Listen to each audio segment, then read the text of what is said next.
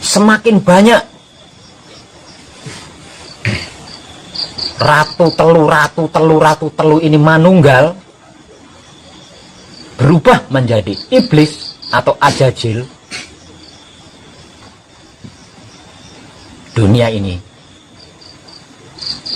akan dibersihkan, yang kemudian dipupuk dengan manusia-manusia yang lain.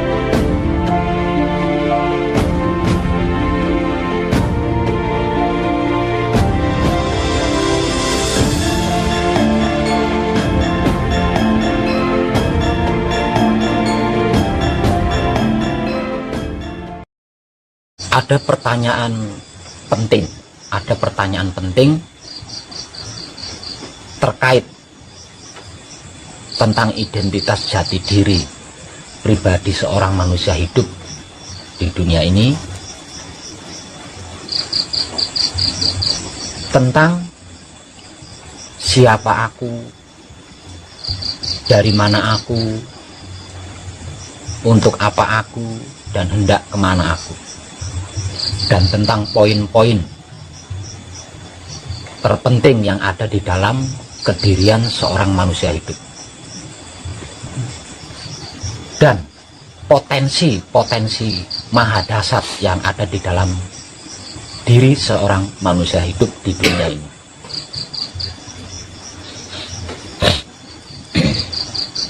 Apakah pertanyaan penting itu? Pertanyaan pentingnya,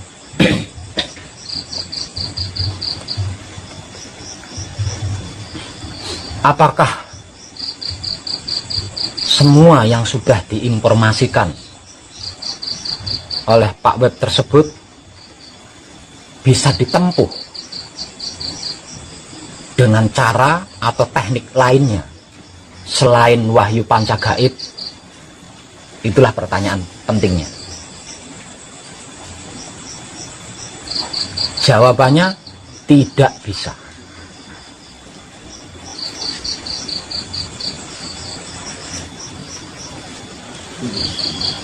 Jadi apa yang sudah saya informasikan tanpa tedeng aling-aling beberapa malam terakhir ini, itu tidak bisa ditempuh dengan cara apapun, tidak bisa ditempuh dengan teknik apapun selain dengan wahyu pancagaib.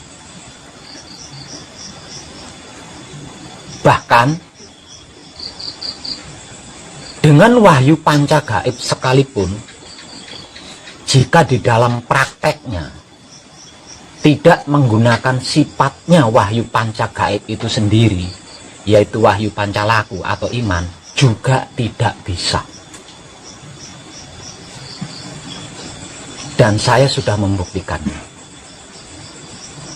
Jadi berbagai macam cara, berbagai macam teknik saya pernah gunakan untuk mencapai atau menggapai apa yang sudah saya informasikan tanpa tedeng aling-aling beberapa malam terakhir ini, terkait identitas jati diri pribadi seorang manusia, terkait poin-poin terpenting di dalam diri manusia, terkait potensi mahadasar di dalam diri manusia.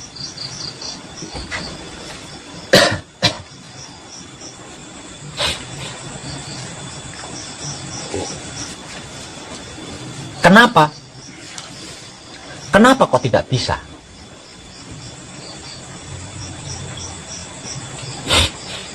Karena ada kodrat partikel di situ, atau kodrat dimensi yang bersifat paten, tidak bisa diubah. Satu itu. Nah, kedua, di setiap dimensinya atau di setiap partikelnya itu tidak bisa saling mendahului atau berganti fungsi, itu pun tidak bisa. Dan yang ketiga, sedulur papat kita yang tak lain dan tak bukan adalah 4 anasir atau 4 elemen kesaktian ilmu maha suci Tuhan ini sudah terlanjur menjadi ratu telu atau 3 ratu.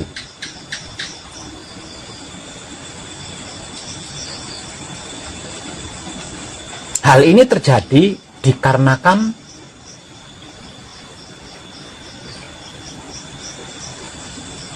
aktif di luar fungsi.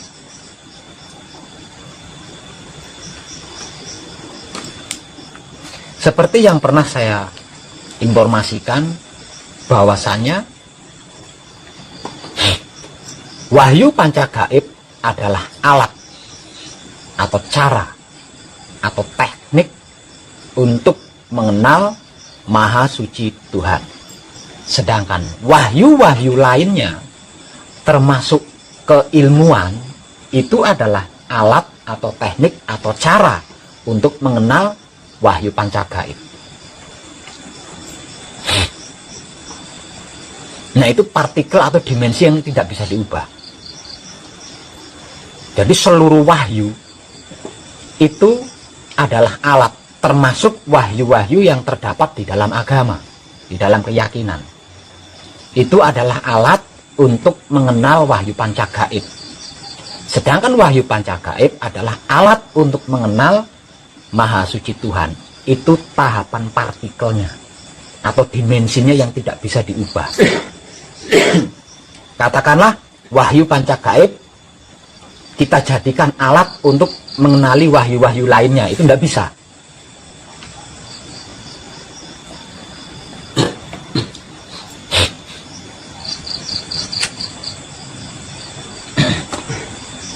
Lah, dikarenakan wahyu-wahyu yang jumlahnya tidak sedikit ini tadi bukan digunakan untuk mengenal wahyu pancagaib, melainkan untuk menyelesaikan masalah-masalah duniawi, maka di luar desain, di luar rancangan, di luar firman Tuhan, maka sebagian wahyu pancagaib ini beralih fungsi. Yang tadinya, yang seharusnya menjadi alat, berubah dia menjadi yang menggunakan alat. Tersebut ratu telu atau 3 ratu. Lah, yang merebut 3 tahta singgasana Maha Suci Tuhan yang ada di dalam diri kita, yang dititipkan di dalam diri kita, yang dipercayakan di dalam diri kita adalah 4 anasir kita. Ratu telu atau 3 ratu ini populer disebut dengan istilah ego, pamrih, dan arogan. Mutmainah kita berubah menjadi ratu yang mengambil alih singgasana Maha Suci Tuhan yang ada di Baitul Makmur. Sedangkan Al-Wamah, saudara kita, berubah menjadi ratu kedua yang merebut singgasana Maha Suci Tuhan yang ada di dalam Baitul Muharram, bergelar pamrih. Saya ulang, mutmainah saudara kita sudah berubah menjadi ratu yang merebut singgasana Maha Suci Tuhan di dalam Baitul Makmur, bergelar ego. Sedangkan Al-Wamah saudara kita juga sudah berubah menjadi ratu yang merebut singgasana Maha Suci Tuhan di dalam Baitul Muharram, bergelar pamrih.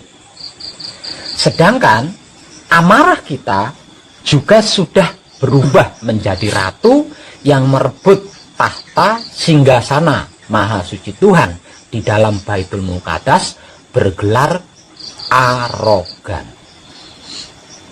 Sedangkan supiah saudara kita, lah ini yang menjadi pemicu ketiga ratu, yang ngojok-ngojoki ketiga ratu.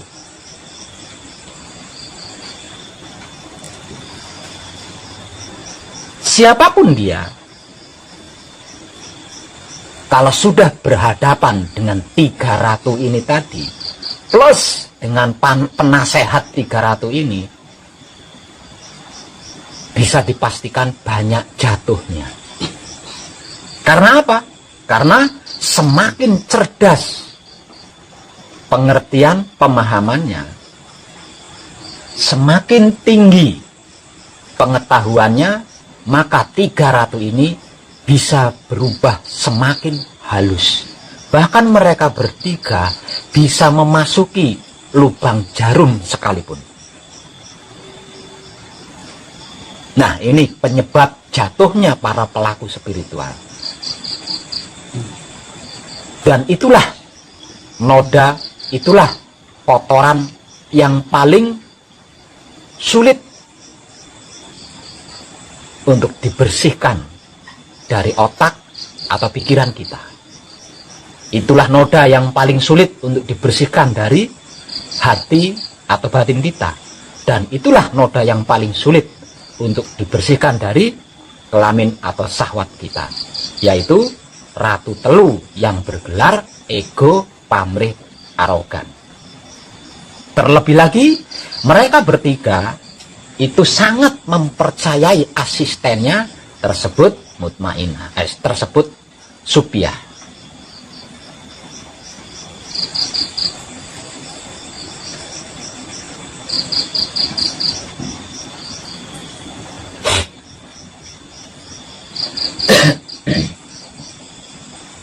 Jadi wahyu apapun setelah wahyu panca gaib sudah tidak mempan bagi mereka berempat. Sudah tidak mempan bagi mereka berempat. Hanya ada satu cara, hanya ada satu jalan, hanya ada satu teknik, yaitu menyadarkan mereka berempat kepada sifat asli mereka berempat.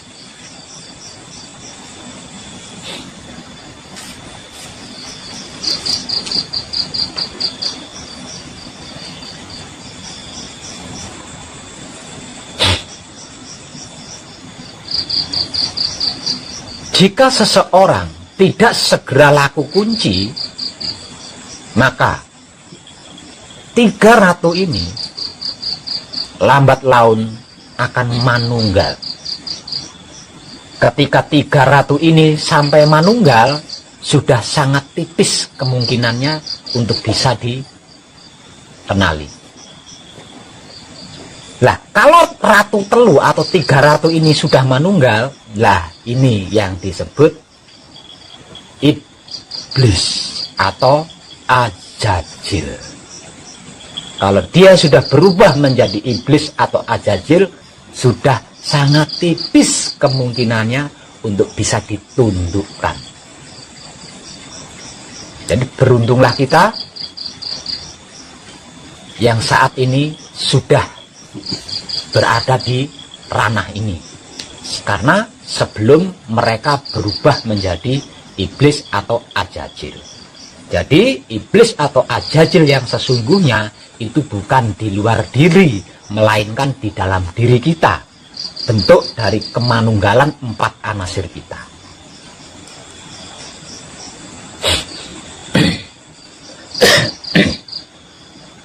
Terkait ini dibutuhkan kesadaran kontinu dan universal. Karena apa? Karena jika kesadarannya tidak kontinu, kesadarannya tidak universal, mereka sudah terlanjur hafal sebagai ratu. Jadi ada kemungkinan mereka bisa lupa. Kembali kepada masa lalunya, yaitu sebagai ratu di Baitul Ma'mur, ratu di Baitul Muharram, dan ratu di Baitul Muqaddas.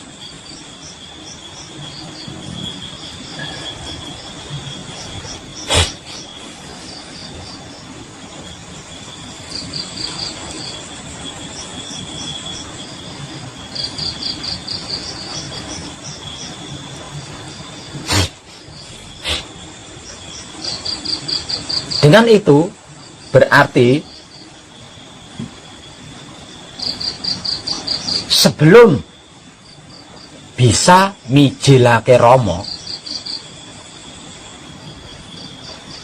Tidak ada istilah santai bagi seorang pelaku kunci.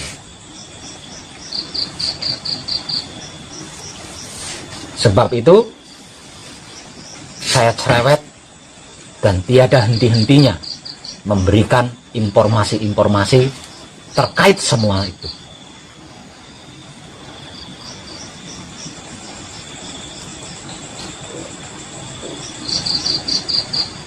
Namun jika seorang pelaku kunci sudah bisa mijilake Rama, semuanya, segalanya, bahkan seluruh lelaku dan laku sudah tidak dibutuhkan lagi. Dikarenakan sudah tidak ada bedanya antara putra dengan Rama.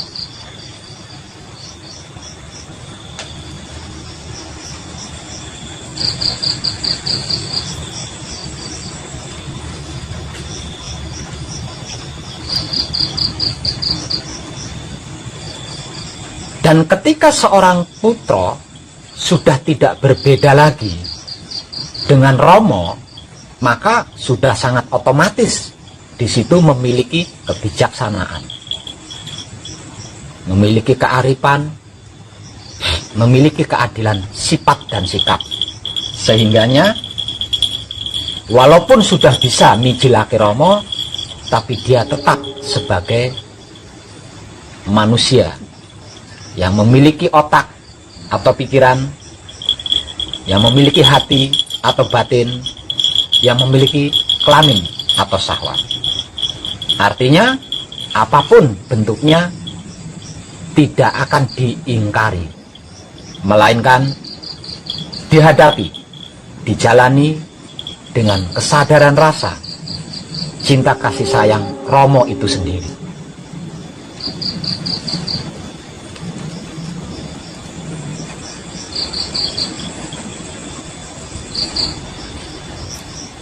Lah, tantangan bagi setiap pelaku kunci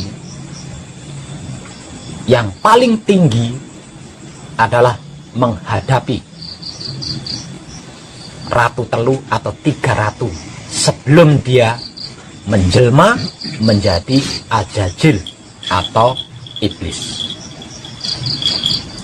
Selagi mereka bertiga, selagi mereka berempat belum manunggal, mereka ini mendapat julukan sebagai setan.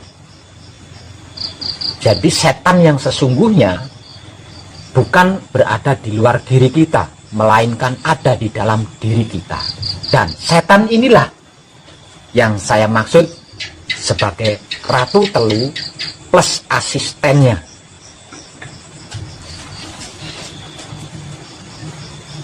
Kalau di luar diri itu bukan setan, tapi hantu. Ada perbedaan antara hantu dengan setan. Kalau setan ada di dalam diri manusia yang masih hidup. Nah, kalau hantu itu ada di luar diri manusia yang sudah tidak hidup. Itu perbedaannya.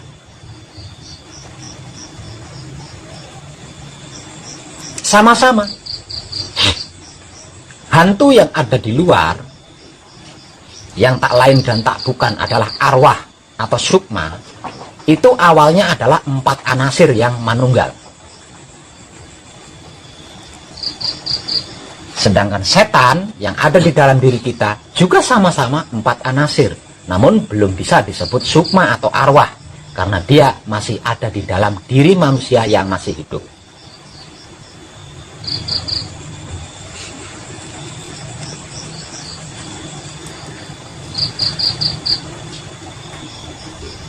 Jadi berhati-hatilah dengan kesadaran panjenengan, karena tingkatan kesadaran itu hanya sang kesadaran itu sendiri yang mengetahui. Kita tidak akan pernah tahu sudah seberapa kadar kesadaran kita. Yang mengetahui kadar kesadaran kita adalah kesadaran itu sendiri. Lah, kalau kesadaran kita tidak kontinu dan universal, sudah pasti kita tidak akan tahu.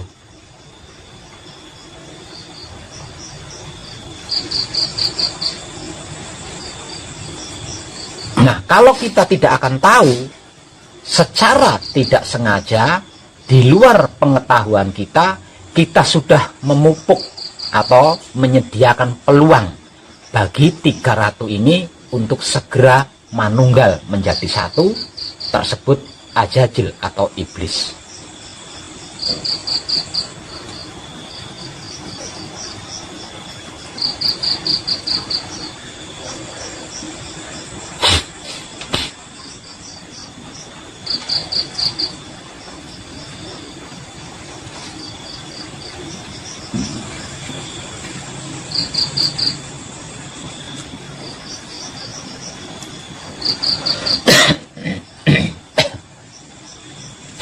Bisa paham nggih?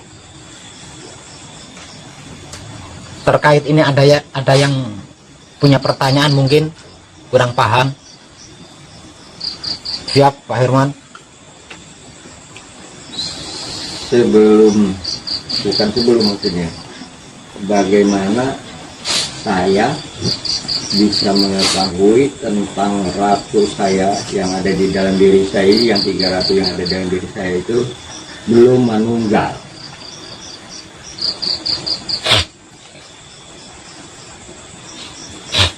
Mudah.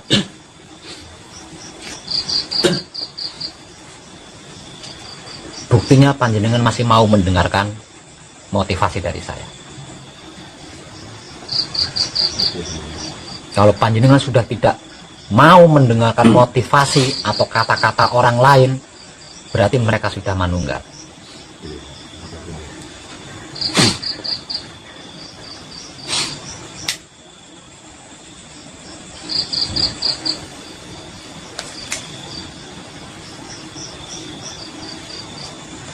Yang lain ada pertanyaan?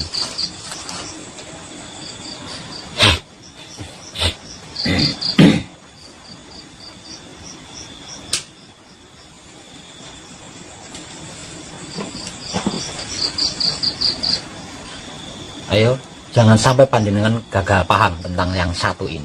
Karena inilah yang paling rumit di dalam spiritual. Saya kasih bahan. Wahyu panca gaib adalah alat untuk mengenal Maha Suci Tuhan. Sedangkan wahyu-wahyu yang turun ke dunia atau yang diberikan kepada manusia hidup setelah wahyu panca gaib, wahyu bentuk apapun, jenis apapun itu adalah alat untuk mengenal wahyu panca gaib. Coba ada pertanyaan enggak terkait itu? Itu bahan dari saya untuk panjenengan pertanyakan.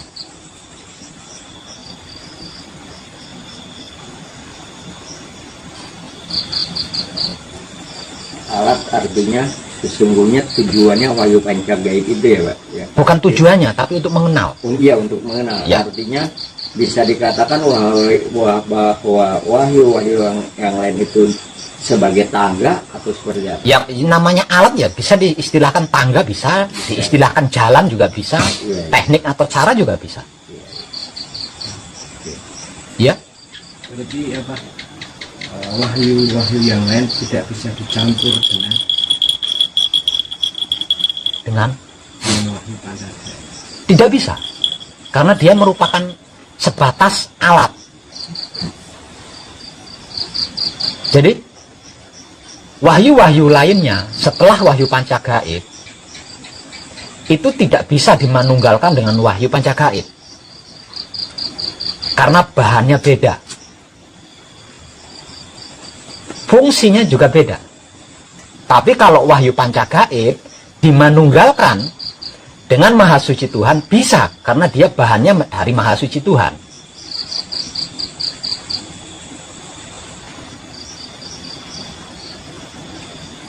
Nah, dari sini kita bisa menarik kesimpulan betapa wahnya wahyu panca gaib, bukan? Karena hanya untuk mengenali wahyu panca gaib, ratusan bahkan ribuan wahyu diturunkan. Dan wahyu panca gaib adalah jiwanya kita sendiri. Dari sini kita bisa menyimpulkan kan, betapa wahnya jiwa kita. Hanya untuk mengenali jiwa kita, hanya untuk mengenali wahyu panca gaib, dibutuhkan ratusan bahkan ribuan wahyu. Itu pun tidak semuanya menjamin. Buktinya selama ini bisa dihitung dengan jari beberapa saja yang berhasil mengenal wahyu pancagaib. Padahal wahyu yang diturunkan sebagai alat untuk mengenal wahyu pancagaib ini jumlahnya ratusan bahkan ribuan.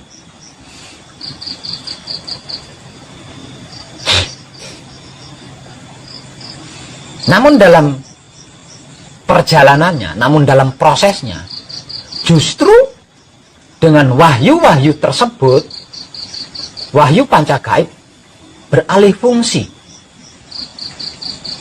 Yang seharusnya menjadi alat mengenal Maha Suci Tuhan, malah menjadi yang menggunakan alat. Aneh kan? Iya. Itu karena apa?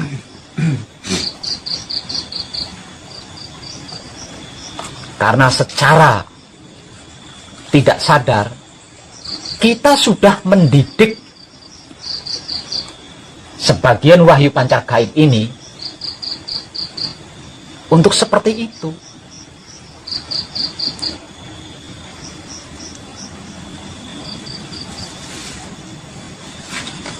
Makanya tidak ada cara lain, teknik lain itu nggak ada selain menyadarkan mereka kepada sifat aslinya mereka yang dibekali oleh Maha Suci Tuhan, yang dibekalkan oleh Maha Suci Tuhan. Jika tidak disadarkan kepada sifat aslinya mereka, sungguh tidak bisa. Artinya apapun alasannya, kita harus senantiasa mau pasrah atau berserah diri kepada Maha Suci Tuhan. Harus senantiasa mau menerima apapun keputusan Tuhan. Harus senantiasa mau mempersilahkan kuasa Tuhan. Hanya dengan cara itu, hanya dengan teknik itu, mereka tercerahkan. Dilawan tidak bisa, apalagi disingkirkan. Mau disingkirkan kemana?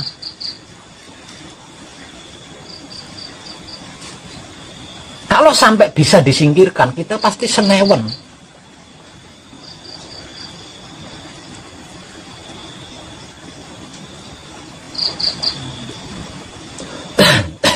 Lawang mereka adalah jiwa kita.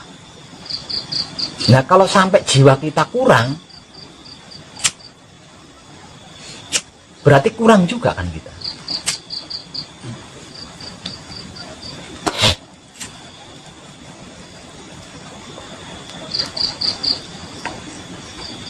Dengan itu, maka saya ulang, jangan sekali-kali ragukan diri panjenengan. Jangan sekali-kali meremehkan diri panjenengan sendiri. Jangan sekali-kali menodai atau mengotori diri panjenengan sendiri, dan jangan sekali-kali menyesatkan diri panjenengan sendiri. Hargai diri panjenengan sendiri, hormati diri panjenengan sendiri, puja dan puji diri panjenengan sendiri, dan sakralkan diri panjenengan sendiri. Siapa lagi yang melakukan itu kalau bukan diri kita sendiri? Tidak mungkin orang lain melakukannya pada kita, bukan?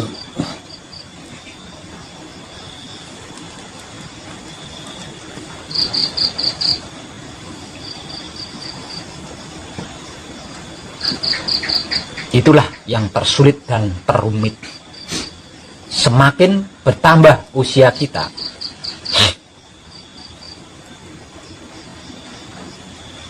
semakin mendekati mereka segera manunggal, sehingga dapat menjelma sebagai ajajil atau iblis.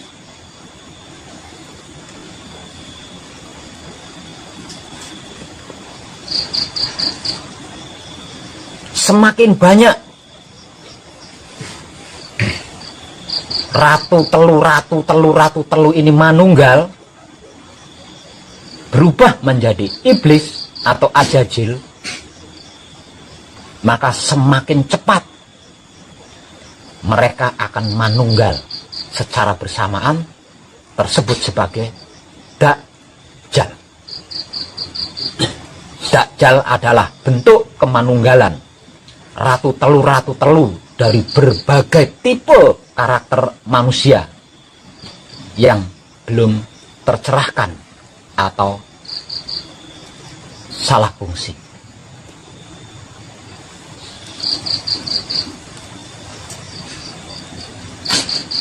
Nah, kalau Dajjal ini tercipta,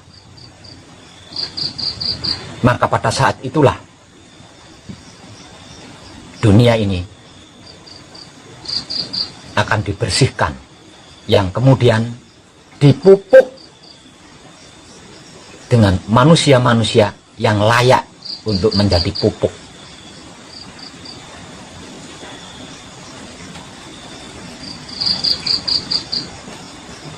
Jadi pekerjaan Dajjal atau tugasnya Dajjal adalah memupuk dunia ini.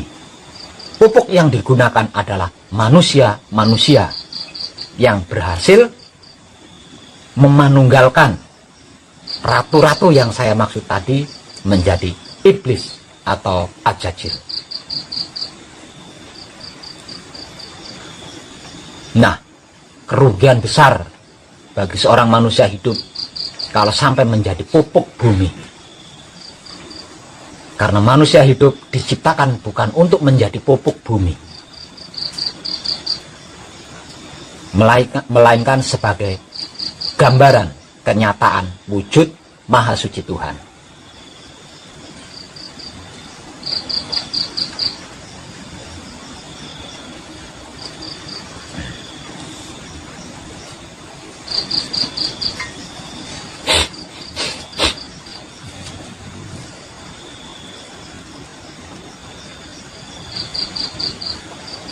Ada pertanyaan lanjutan?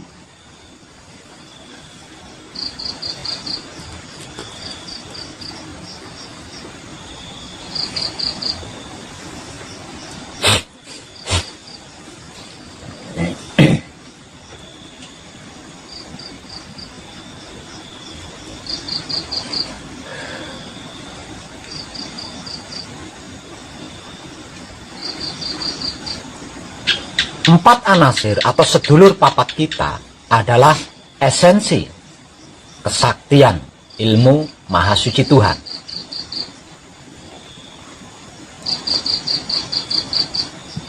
Kalau tugas mereka sebagai alat beralih fungsi menjadi sang pengguna alat, bergelar sebagai ratu, ini bukan hal yang mudah.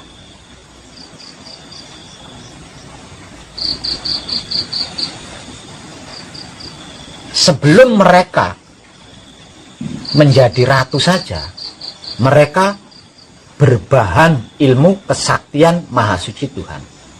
Artinya, sebelum menyandang gelar ratu saja, ini tidak ada ilmu yang bisa menandingi. Apalagi sampai mereka bergelar ratu telu, ego, pamrih, arogan. Wow.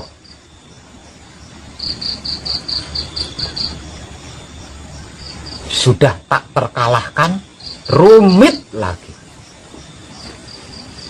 Saking rumitnya, bahkan bisa diistilahkan, mereka bisa masuk ke dalam lubang jarum sekalipun. Halus-halusnya halus, lembut-lembutnya lembut.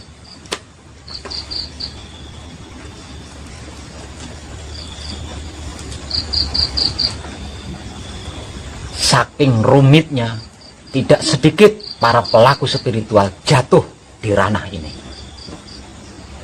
Dan itu pun tidak menyadari.